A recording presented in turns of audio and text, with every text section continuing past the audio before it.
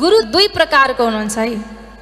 एउटा गुरु जसले ज्ञान दिनुहुन्छ, जस्तै हजुरहरू कक्षा 1 देखि मास्टर डिग्री पढुन्जेलसम्म हजुरलाई पढाउनु भयो, उहाँहरू हुनुभयो शिक्षा गुरु। के गुरु अरे हजुर? शिक्षा गुरु है। दोस्रो गुरु हुनुहुन्छ दीक्षा गुरु। दुई प्रकारको गुरु चाहिन्छ जीवनमा।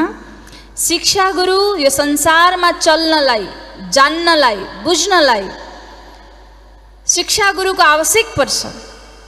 पग पगमा हजुरलाई त्यो शिक्षाले, त्यो ज्ञानले हिँड्न सिकाउँछ, बोल्न सिकाउँछ, चल्न सिकाउँछ, कर्म गर्न सिकाउँछ। अनि दीक्षा गुरु जसले भगवानसँग जोड्न सिकाउँछ।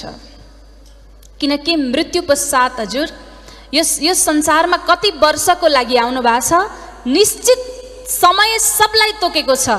यति वर्ष, यति महिना, यति दिन, यति घन्टा, यति सेकेन्ड, त्यहाँभन्दा एक पटक पनि श्वास थप्छु भन्न पाइँदैन। लाखौँ दिन्छु, अरबौँ दिन्छु, मेरो राज्य लैजाऊ, मेरो घर लैजाऊ भने पनि सम्भव छैन।